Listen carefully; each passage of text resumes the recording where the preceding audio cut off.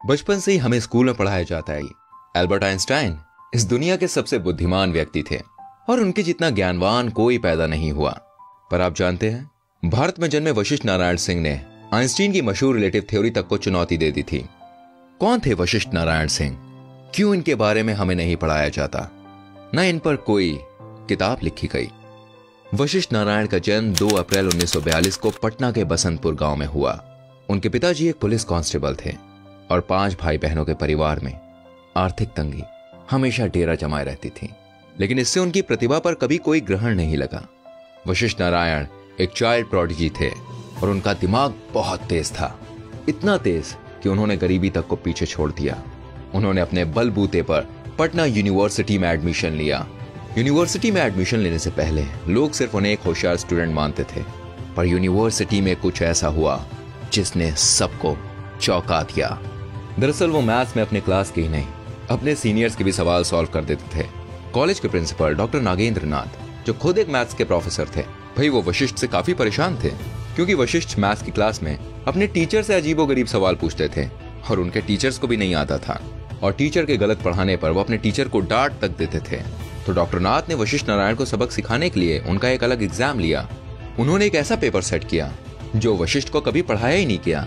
पर जब डॉक्टर नाथ ने पेपर चेक किया तो उन्हें अपनी आंखों पर विश्वास नहीं हुआ। दोस्तों, वशिष्ठ नारायण सिंह ने ना सिर्फ उन सभी सवालों के सही जवाब दिए, बल्कि सवाल के जितने संभव तरीके थे उन्हें सभी तरीकों से सॉल्व किया।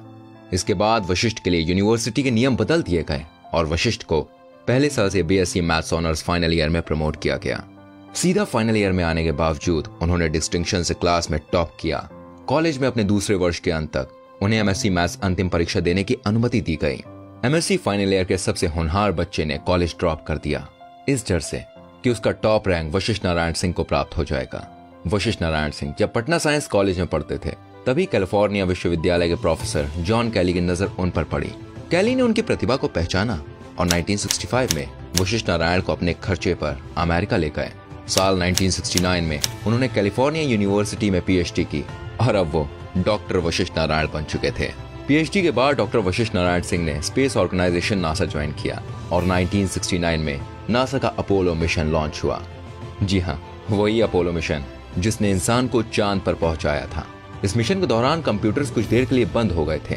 तब वशिष्ठ नारायण सिंह ने ही एक गणित लगाकर एक हिसाब निकाला और जब कंप्यूटर्स चालू हुए तो वशिष्ठ और कंप्यूटर का कैलकुलेशन एक ही था। 1973 में उन्होंने भारत आकर शादी कर ली और फिर अपनी पत्नी के साथ अमेरिका वापस चले गए। जिंदगी में सब कुछ बढ़िया था। फिर एक दिन उन्होंने अपने जूनियर की एक गलती पर उसे एकदम से इग्नोर करना शुरू कर दिया और वो काफी चिड़चिड़े होने लग गए थे। इतने चिड़चिड़े कि वो पहले कभी नहीं हुए। तुरंत उन्हें एक मनोचिकित्सक के पास भेजा गया। तब पता चला कि वो अर्ली स्टेज सिजोफ्रेनिया से पीड़ित हैं।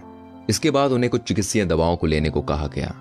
उन्होंने ये बात अपनी बीवी तक को नहीं बताई, पर कुछ समय बाद उनकी बीवी को इनकी आदतें कुछ अजीब लगने लगी और इनकी बीवी ने उन्हें एक दवाई लेते हुए देखा। तब उन्हें और उनके परिवार को इनकी मानसिक अवस्था के बारे में पता चला। वशिष्ठ नारायण और उनकी बीवी कुछ दिन अमेरिका में ही रहे, पर अच्छी जॉब और अच्छी लाइफस्टाइल के बाद भी उनका दिल हिंदुस्तान के लिए धड़कता रहा और 1974 में वो वापस भारत आ गए। वो यूएसए से तकरीबन 10 बक्से भर के किताबें लाए। लौटने के बाद उनकी फैमिली ने डॉक्टर्स की सलाह के खिलाफ उनकी दवाइयों को बंद कराया। वो पहले आईआईटी कानपुर, फिर आईआईटी बम्बई और फिर आईएसआई कोलकाता में प्रोफेसर रहे। इस दौरान उनकी मानसिक हालत काफी बिगड़ने लगी। हालत इतनी बिगड़ने लगी कि इनकी बीवी ने वापस मायके जाने का फैसला किया। 1976 में इनकी पत्नी ने इन्हें डाइवोर्स दे दिया। बीवी के इस फैसले ने इन्हें एकदम तोड़ कर रख दिया। उन्होंने खाना पीना सब छोड़ दिया और वो पहले से ज्यादा हिंसक होने लगे। इनकी हालत से परेशान होकर घर वालों ने भी इन्हें कांकी मेंटल असाइलम भेज दिया। असाइलम के दौरान उनका इलाज हुआ और उनकी हालत में सुधार देखा जाने लगा। फिर 1990 में इनके पिता का देहांत हो गया और अंतिम संस्कार के लिए इन्हें असाइलम से पैरोल पर छोड़ दिया गया। वशिष्ठ ने वापस असाइलम जाने से मना कर दिया और जैसे कि उनकी हालत में काफी सुधार था, उन्हें असाइलम से डिस्चार्ज कर दिया गया। उनके भाई अयोध्या सिंह आर्मी में थे। उनकी पोस्टिंग पुणे में हुई तो वशिष्ठ नारायण भी उनके साथ पुणे चले गए। 1991 में ये चेकअप करने के लिए रांची के लिए निकले और बीच रास्ते में ट्रेन से गायब हो गए। उन्हें खूब ढूंढा गया पर कोई पता नहीं चला। 4 साल बाद वो अपनी बीवी के गांव के पास कूड़े के ढेर में मिले। तब से उनके परिवार वालों ने उन्हें अपनी नजर से दूर नहीं जाने दिया। नासा में काम कर चुके और पटना यूनिवर्सिटी के नियम चेंज करवा चुके वशिष्ठ नारायण अपने डिस्ट्रिक्ट में काफी मशहूर थे। इस हादसे को लोकल न्यूज़पेपर ने रिपोर्ट किया और सरकार को इनकी सहायता करने पर मजबूर किया। पहले इन्हें बेंगलोर स्थित निमहंस यानी national institute of mental health and neuro sciences में भर्ती किया गया। उसके बाद दिल्ली के IHBAS यानी institute of human behaviour and allied sciences में इनका इलाज चला। 2009 में ये वहां से भी बाहर आ गए और घर पर रहने लगे। गुमनाम, सिर्फ अमेरिका से लाई किताबें पढ़ते रहते और पेंसिल से पेपर पर कुछ ना कुछ लिखते रहते। 14 नवंबर 2019 के दिन पटना में उनका निधन हो गया। उनके निधन के बाद सोशल मीडिया पर एक फोटो बहुत तेजी से वायरल हुई, जिसमें उनके परिवार वाले सरकारी एम्बुलेंस के लिए परेशान देखे जा रहे थे। फोटो वायरल होने पर बिहार सरकार ने अपनी इमेज को बचाने के लिए सरकारी एम्बुलेंस मुहैया कराई और इनका अंतिम संस्कार राजकीय सम्मान के साथ हुआ। वशिष्ठ नारायण सिंह को गणितज्ञ जॉन नैश के साथ रख कर देखा जाता है। जॉन नैश को भी सिजोफ्रेनिया नाम की एक बीमारी थी। बस फर्क यह है कि जॉन नैश का इलाज हो सका और वशिष्ठ नारायण सिंह का नहीं हुआ।